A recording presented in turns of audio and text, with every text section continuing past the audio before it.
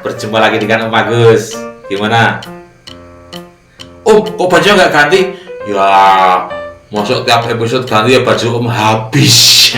Ini sama dengan yang kemarin, nggak apa-apa ya. Yang penting ceritanya. Begini adik-adik, kali ini cerita masih si kancil. Yaitu antara kancil dan harimau.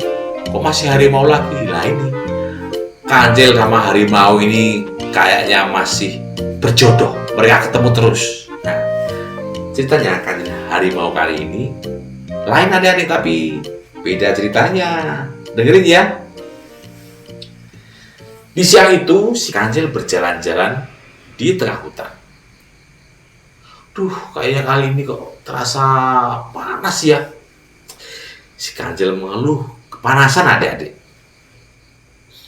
Kemudian dia melihat ada sebuah pohon yang rindang dan sejuk di bawahnya. Kancil pun ke situ, ngadem ceritanya. Dia kemudian tidur-tiduran di situ, dan dia tidak sengaja melihat ke arah atas. Wah, itu apa itu? Kok kayaknya menarik sekali. Setelah ada satu hewan yang terbang, kancil baru menyadari adik-adik, itu adalah sarang tawon madu. Sarang itu begitu besar, sehingga membentuk seperti bulatan yang amat besar. Kancil pun berpikiran, aduh, kalau aku bisa makan madu itu, pasti enak sekali, manis rasanya. Tapi bagaimana caranya? Kalau aku langsung mengambil madunya, pasti mereka akan marah dan pasti menyengatku. Dan sengatannya sakit sekali. Bagaimana caranya ini ya? Nah, ketika si kancil sedang berpikir seperti itu, dia tidak menyadari adik-adik, si harimau datang. Wah, ini si kancil yang kemarin itu ya. Si kancil begitu terkejut adik-adik. Ini buah. Ini harimau yang kemarin. Wah, berarti dia mengalahkan si ular dong. Aduh. Pak Harimau, Pak Macan, bagaimana kabarnya Pak? Sehat? Sehat. Kemarin kamu mencelakaiku dengan si ular. Kamu kira aku kalah ya? Aku menang. Aku makan si ular. Berarti udah kenyang? Ini sudah lapar lagi. Aku ingin memakan mucil. Ya, sudahlah kalau begitu. Kalau Pak Macan pengen makan aku, boleh. Tapi sebentar Pak Macan. Aku baru ada tugas. Tugas apa lagi, Cil? Kamu kebanyakan tugas. Mau menipuku lagi?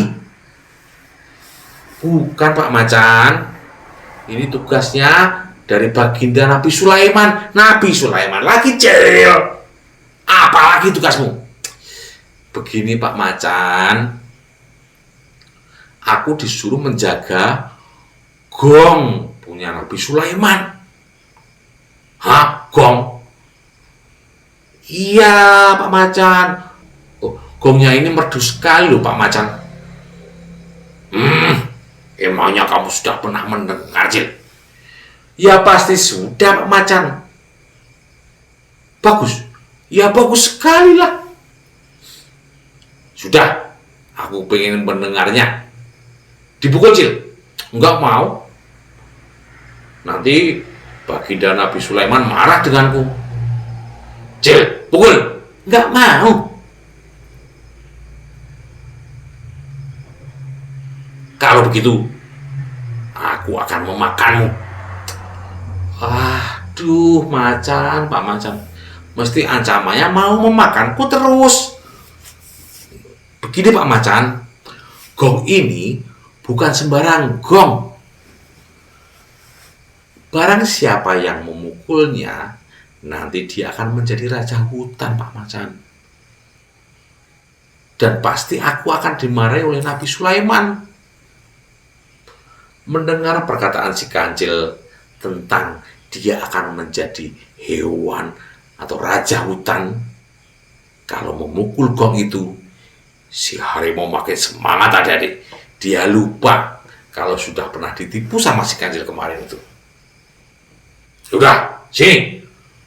Aku yang akan memukulnya. Jangan, Pak Macan. Kamu jangan. Kamu tak makan sekarang saya. Ya sudahlah. Kalau Pak Macan memaksaku. Si kancil pun tertawa.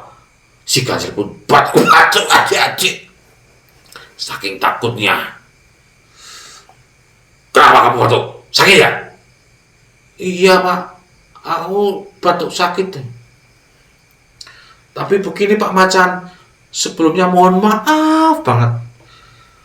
Karena aku takut dimarahi sama baginda Nabi Sulaiman. Bolehkah aku pergi dari sini dulu? Aku takut dimarahi. Ya sudah, saya pergi. Inilah kelemahan si harimau. Begitu mendengar kata-kata raja hutan, dia lupa akan lapar dan akan mangsanya. Setelah memastikan si kancil jauh pergi, kemudian si harimau pun tidak tahu adik-adik kalau si kancil cuma bersembunyi di samping itu. Dia mengamati apa yang dilakukan oleh si harimau. Kancil udah jauh. Cil. Udah gak dengar. Kemudian Pak Macan dengan gagahnya dia mencari batang kering untuk memukul gong itu. Tanpa basa-basi dia langsung memukulnya. Buk.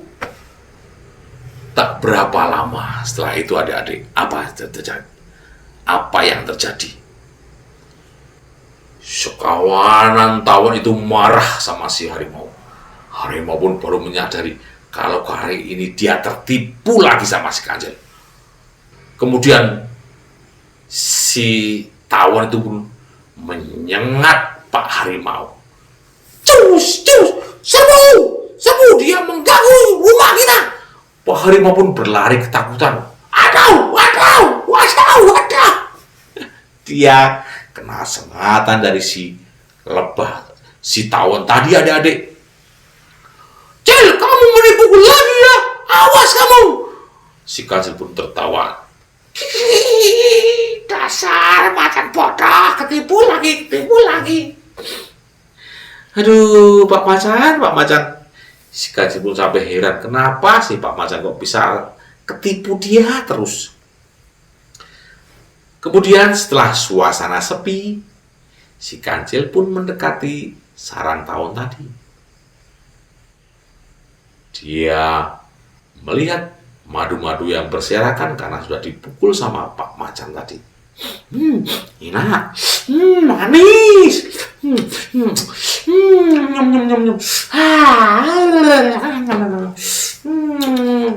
Si kancil pun senang sekali mendapat madu itu adik-adik.